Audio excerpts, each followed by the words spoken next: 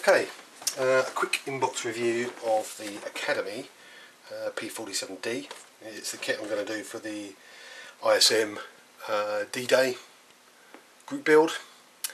I'm quite lucky with this one. I picked it up quite some time ago for the bargain price of $6.99. So yeah, good kit I think. Let's have a look. Nice bit of artwork on the front.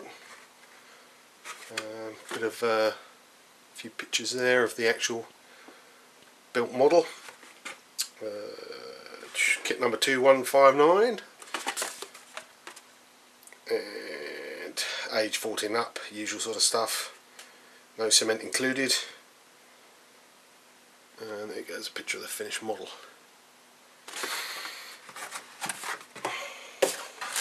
I've got a few extras for this, and I'll go over those in a minute. Start with the bits of paper. Bit of gumph.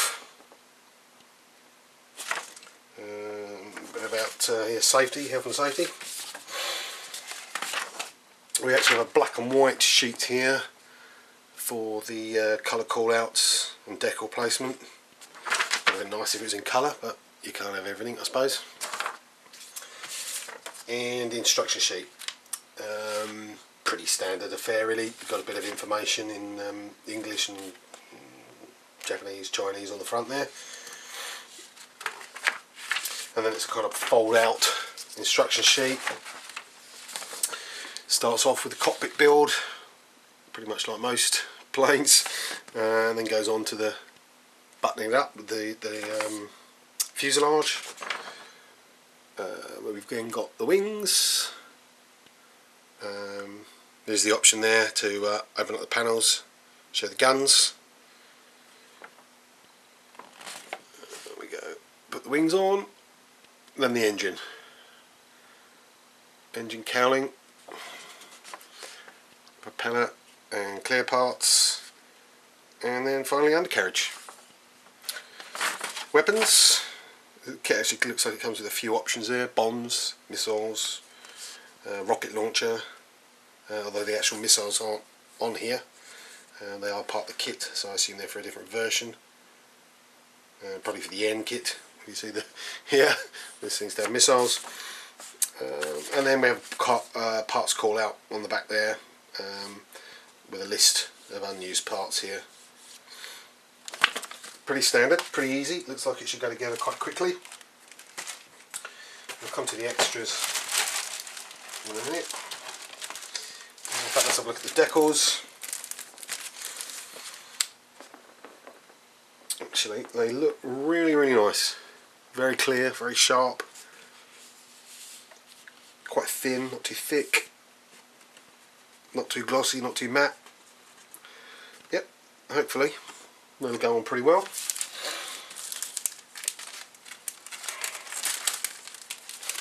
Okay, I'll put them in there in a minute. Another piece of gumph there. Guideline for beginners. And let's crack on with the parts.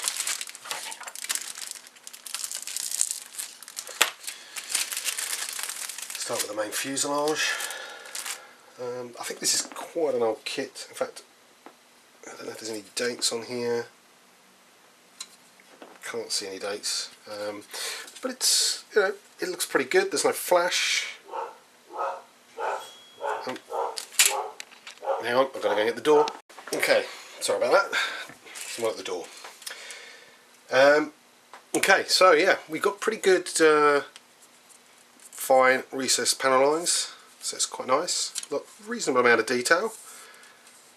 Fairly simple kit, but looks pretty good. Propeller. Come in there, see the detail. Sorry, the light's not fantastic here. Hopefully you get an idea from that though. Okay, clear parts. In fact, no, we'll do them last.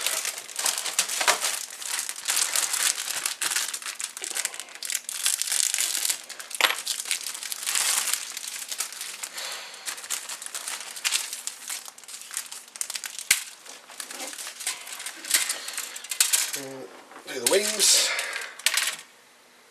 Again, nice actually, good detail. You can see that there. Reasonable amount of detail in the wheel well. No flash. Sorry about that. Reflection from the light hopefully is a bit, yeah, it might be a bit better. So yeah, that's good. And then we've got all the little bits and bobs. Sidewall panels there for the cockpit. Not bad, reasonable amount of detail. Seat, very basic, not much to that. The engine, again, not bad. Painted up, bit of dry brushing. Washes probably look pretty good. Again, absolutely no flash whatsoever on there at all. And then I think pretty much last of all, we've got the weapons here. Looks like we've got a number of choices for wheels, interesting enough. There's actually two, they're just a copy of each other. So we'll just go over one. You've actually got wheels there.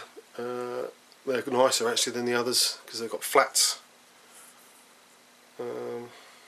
What's the other? Yeah, we've definitely got two types of wheels. If you look on this one, there's wheels on there as well. Not sure which are the right type, but we'll find out when we build. Not a massive amount of detail on these. These are all a bit plain, the tanks. Although this one's not too bad. Sorry. But again, no evidence of flash. All looks good. No sink marks that I can see. Yep, looks good.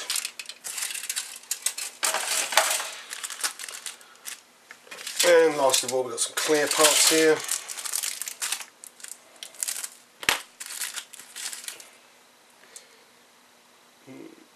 Again, we've got no flash on there. They're actually nicely clear. Maybe a little thick, but not too bad.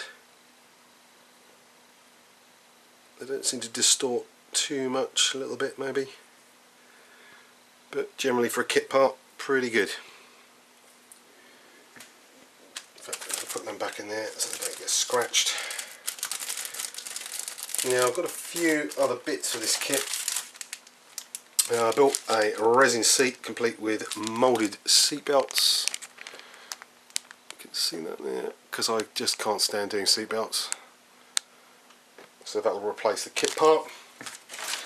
And I also picked up quite cheaply a resin engine, although it is actually, you'll notice, for the Tamiya kit.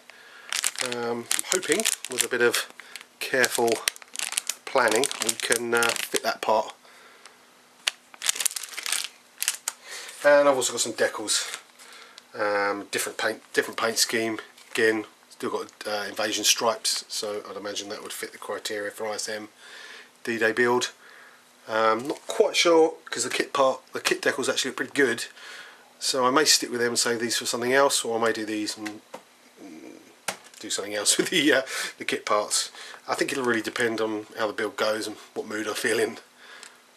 Cool. Well, I think pretty good. That looks like a pretty good kit. Should build into quite a nice model. Cheers. Thanks for watching.